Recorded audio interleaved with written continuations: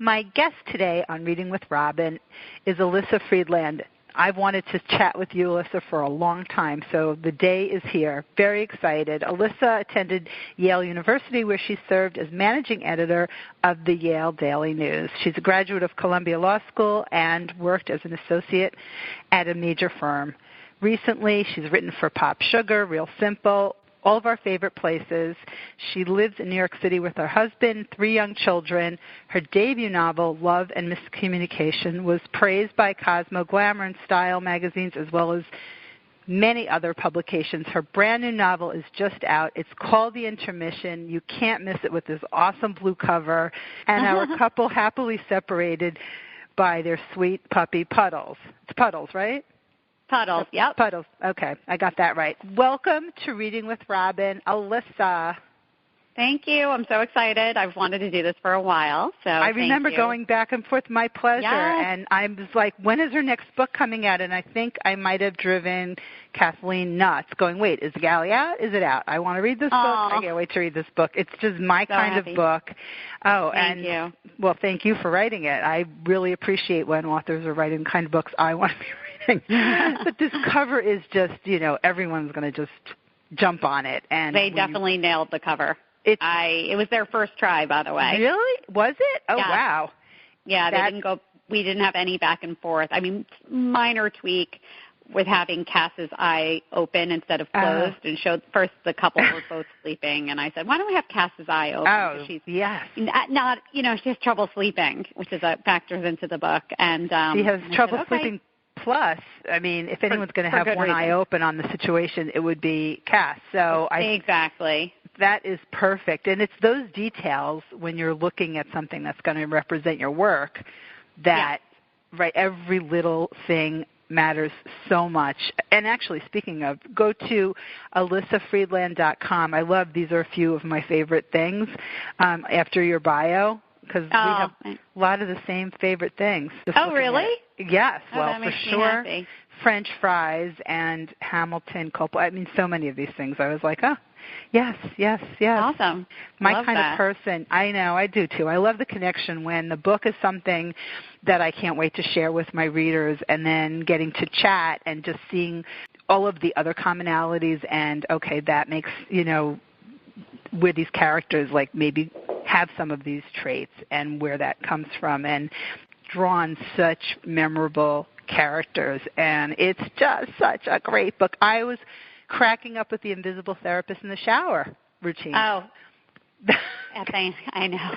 I feel like people really do that, though. The shower is like one of the few places where you can just have like a moment to yourself. You know why? I think because you can't take your cell phone into the shower. Not yet. No. Not yet. I'm sure that's coming. But no. I think even when you're home alone, you're just distracted by the TV, the dinging of the phone. But the shower is like the last place where, even if you take a bath, you could have your cell phone. Sure. It's really the shower. The shower is the next therapist office, yeah. But it was just, I mean, people will read it and they'll know why I'm laughing. But it's, and there are never any spoilers on Reading with Robin, so no worries. And also go to the Reading with Robin Facebook page, because we're giving copies away of The Intermission. So that's always good luck, readers. Very exciting. I know. Put your best foot forward, and I hope you win. You might be a winner. But the shower is where I come up with so many ideas, and there's a notepad right outside of the shower. It's not like a drip-proof notepad, but it is the best thinking space.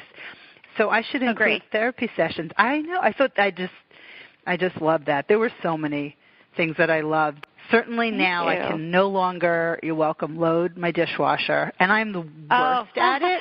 That has gotten the biggest response from early readers. Oh, I so didn't funny. know how much that was going to resonate with people. That was the one thing I would say that's really based on fact from my own marriage, because I have like real problems with my husband in the dishwasher. And I didn't realize how universal it was, but so many people, we're talking like more than 50 people have said to me, oh my God, the dishwasher causes me so much anxiety. My husband, wife, partner, this cannot load a dishwasher to save their life. Well, I can't either, and that's the thing. I'm just like, when it looks good enough, I turn it on, and there it goes. But I think that one of the there were so many funny things about the dishwasher and what that represents and how neat you can be or orderly or people that cram too much in or waste water. Or there's so many things. And some people will say, well, as long as so-and-so at least loads it, then that's good enough. But so you're hearing about the dishwasher. You should have like one of those companies sponsor the tour.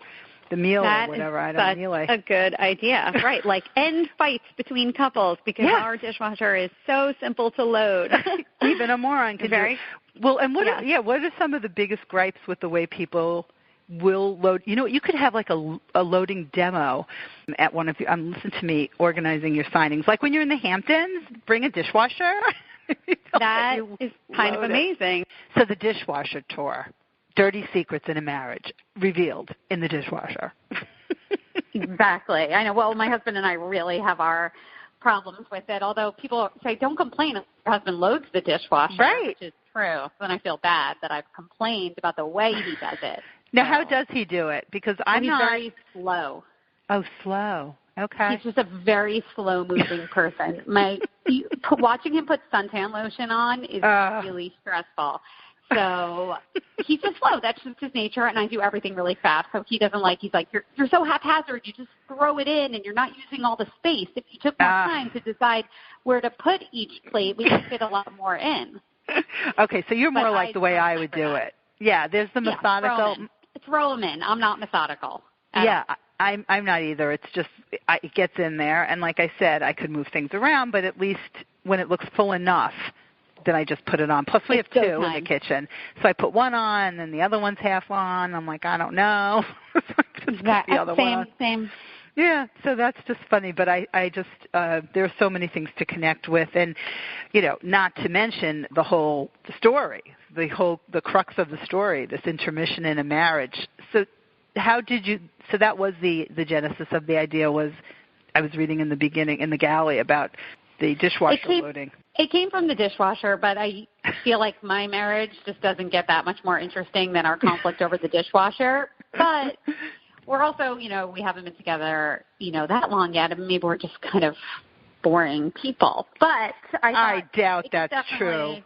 I don't know. Our marriage is, pretty mainstream. But it made me think that marriage is just the most fascinating topic because you have two people who are completely different DNA, different families, different backgrounds, different life experiences, usually different gender, although not always. There's so many things that are that have to work right for a marriage to work that when they say the divorce rate is 50%, sometimes I think that's actually pretty low. Because I think so. Not everybody. I think that it can't be 50% anymore. If I just take a look around, it's a miracle when it works. With comedy, yes. I really wanted to write a man's voice, which I had not done in my first book, and I wanted to take on a writing challenge. And I love the idea, kind of like the television show The Affair, where you see the same scene but through different eyes. And I really wanted to write a book where I could show how two people could be in the same room, have the same experience, quote unquote, but walk away feeling completely differently about it. Because sometimes that happens with me and my husband. We go out for dinner with another couple, and we get in the cab at the end, and my husband's like, they're so sweet. I really like them. And I'm like, what do you mean? They were such show-offs. They were this. Which table were you at, buddy? Right? Exactly. I know. And that really says a lot about just in general with relationships and really perspective and taking the time to look at something through someone else's, through their eyes, but also in the moment. It's all of what we bring to the situation that can't always be accounted for when you're having such a different reaction. And that goes back to the therapy in the shower, which is so beneficial. You have all these insights about mindfulness and relationships and all of it, and it's just so funny. It's funny. It's pitch perfect. It's just my kind of read. And I'm on the phone with Elyssa Friedland. Her brand new book, The Intermission, is out. Visit her site at ElyssaFriedland.com and every place else, Facebook, Instagram. If people could just follow you one place, they shouldn't follow you everywhere, which is your favorite? Instagram. Okay, there you go. You didn't even have to really wait. like it.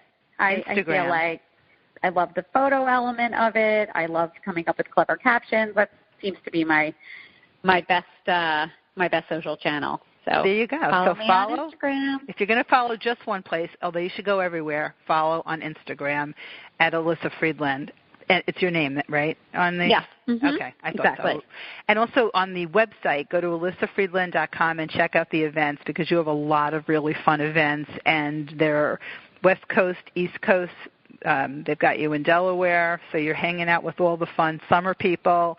Yeah. And if this isn't the perfect book to just hang out with on a rainy day or on a gorgeous day on a hammock, I don't know what is. It's a treat. It's just a huge treat of a book.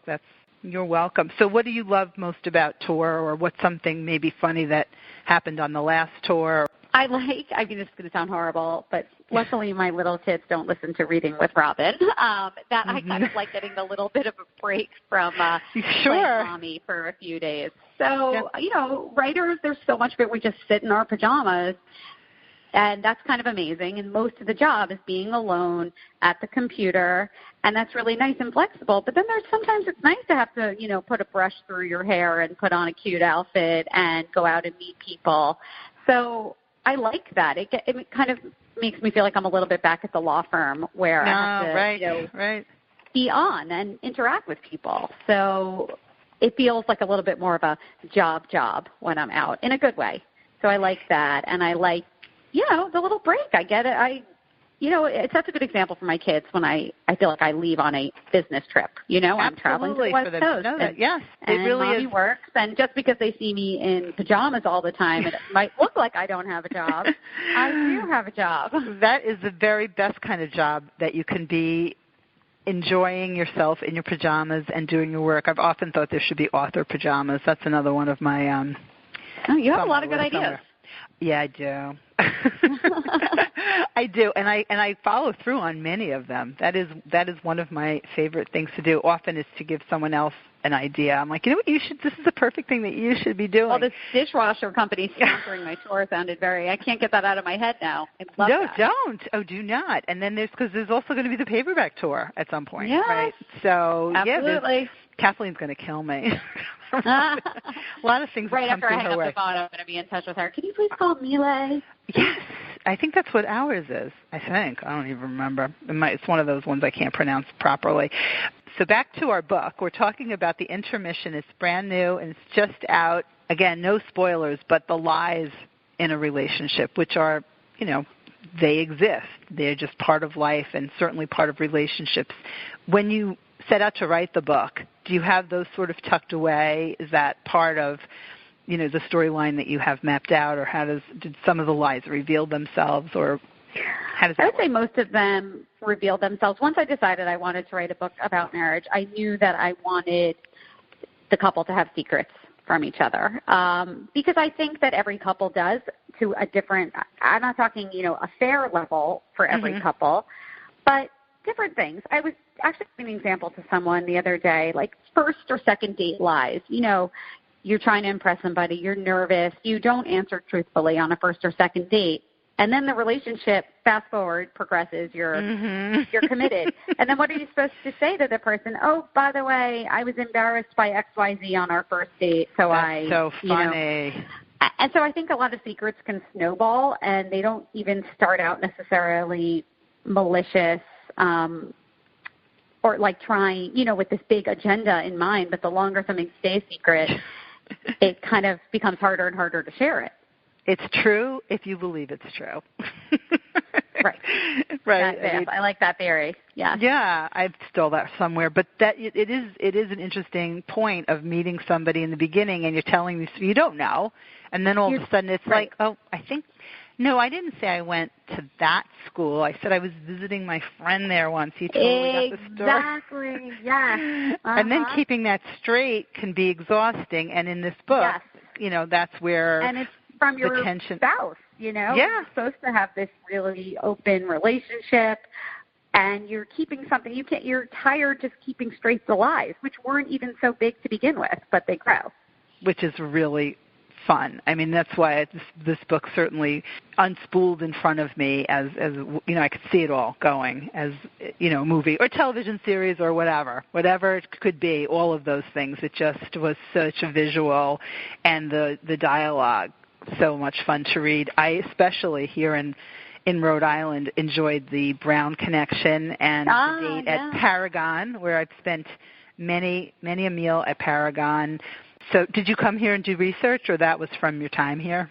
I have been to, I visited the Brown campus a few times prior to writing the book. I love it. I really connected with the campus when I was there. Had I known, we could have had lunch at Paragon, Elyssa. I know. Well, I'll come up. Okay. I'll be, who knows, the bookstore, still, many things are getting added. Oh, good to know. Great. Yes. No, it's not fully set in stone, so things are getting added, which is really exciting for me. I've got Florida just added on, which is nice.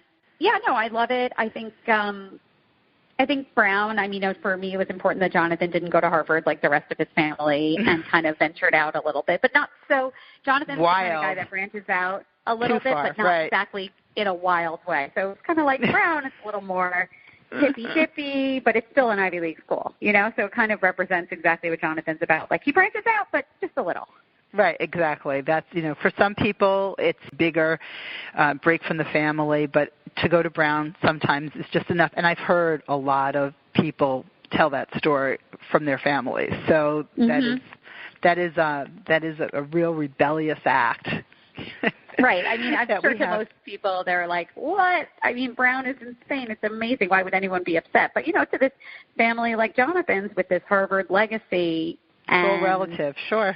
It's all relative, yes. And Cass was just so much fun to read, connected to a lot of her inner dialogue, her inner monologue, and again, the secrets, and just watching the way things might play out and thinking, no, don't do that, or yes, talk about that. But and the quirks, talking about the quirks in a marriage and the things that can really, not just a dishwasher, but really start to grate. And how long have you guys been married? We're coming up on 12 years.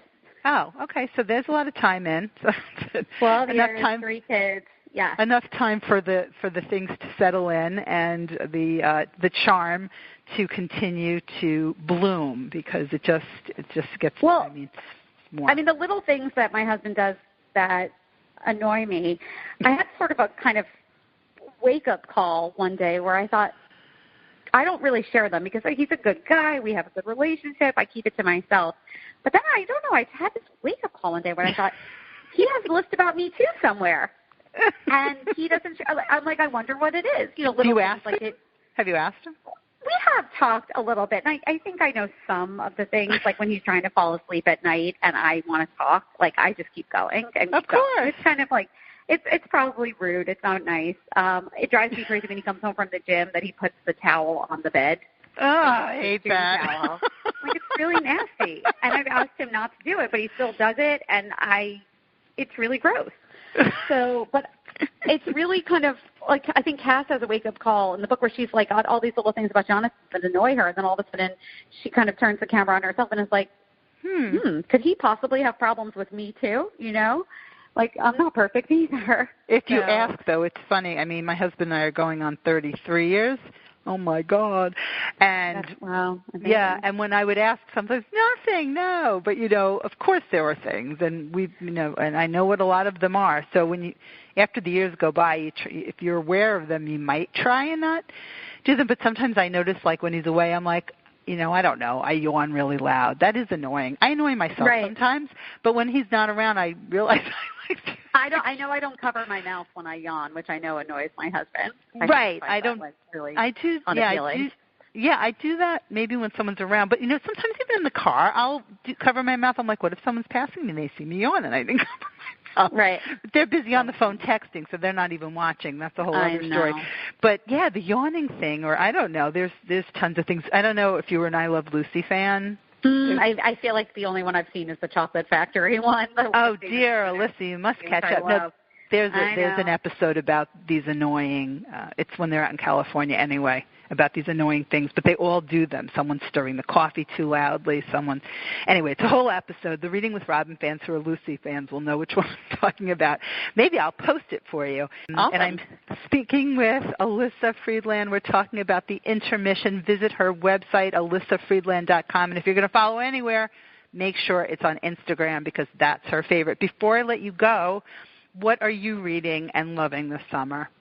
Right now I'm reading Charlotte Walsh Loves to Win by Joe Piazza, which I really like. Oh, I have the galley here. And next up, I'm going to do The Bucket List by Georgia Clark. Mm-hmm. And I'm trying to think what else. Those are my next, one in the middle of one, and then the Georgia Clark book will be the next. No, I mean, I might do Free Food for Millionaires by May J. Lin. I don't know that one. What's it called? Free Food for Millionaires. It's not a current book. She wrote Pachinko. Oh, I didn't realize. Then Free Food for Millionaires was before Pachinko. And I loved Pachinko so much, and I want to go back and read her first book. Didn't realize that. I read Pachinko. Okay, that's good to know. Yes. So I think that'll be a good book. And I don't know. I guess that's it. Those are my next three. And we shall see what comes up.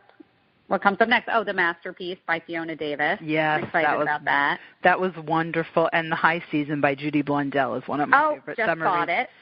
So just good. bought it, and I also love the color. It kind of matches my book cover. It's got a nice, beautiful blue. It's a little more blue-green. It got a great write-up in the Wall Street Journal, so I went and bought it right away. Oh, I didn't even see that. Yeah, we did an interview. It's up on my podcast.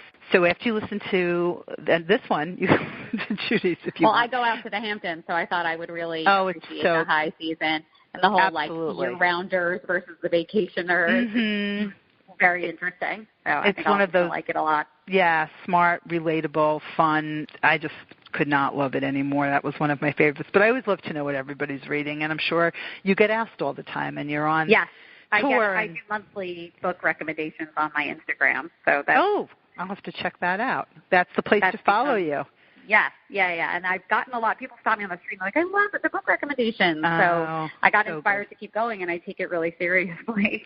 Well, I will check them out. I think that's the thing. People want to know a sure thing. And when they have trust, I mean, that's what I do on Reading with Robin all the time. I mean, I get SOSs. I'm at the bookstore. I'm at the library. Right. I'm leaving for a trip. What should I read? I'm like, did you check my website? I mean, my Facebook page where I talk about all my favorite books now. But it's or text or it's really fun. There's very little free time, so people don't want to waste their time on a bad book. And never waste your time. One Put of the best down. things. Yeah, I stopped. Oh, yeah. It's really freeing. My mom can't do it. She has like an OCD thing with finishing a book, and I think it's really sad. Because life is short, and you don't know. Yes. You don't know what's going to happen. You don't know what's going to eat up all your free time. So you don't like it, put it down. There's enough great books out there. Can you swipe it from her when she's not looking, or would that drive her nuts looking for the book so she can finish it? I think she would probably think she has Alzheimer's if I did that to her. Oh, no, that's so sad. I would hate that to happen. I have really had such passionate conversations about this topic because I don't understand. People, I think, sometimes feel like, well, maybe there's an OCD thing, or it's going to get better, or they've invested this much time. Right. You sell a stock at some point. You don't just hang on to it forever. 100%, yes. And if just because it gets better, well, like, it's still not good if it took, let's say, 150 pages to get good. No. You know? When people say that to me, you just have to get through, and I'm like, no, I don't just get through anything. No, that's not why I read. I read for the love of it and something that comes my way, like the Intermission, and I get to share it with people, and that's why I read. Well, I put the prologue into the Intermission because it was really important to me to grab people from page one, because I think a lot of people do put a book down if they. And so I said I'm going to have a 5 years earlier, show them at the outset of their marriage, because I want to grab people from page one. As well, you grabbed me. The cell phone dinging and the TV. There's a lot of other distraction out there. There is plenty of distraction. That's why there's nothing like taking some time for yourself, sitting down with a great book. So do not miss The Intermission by Elyssa Friedland. Find her on Facebook, on her website. Check out the events. If you're near where she's going to be, there's fabulous events, and there's nothing like summertime reading fun. And it was a pleasure to have you on the show finally. What a treat. Yeah, thank you, Elyssa. Thank you so much. I appreciate it.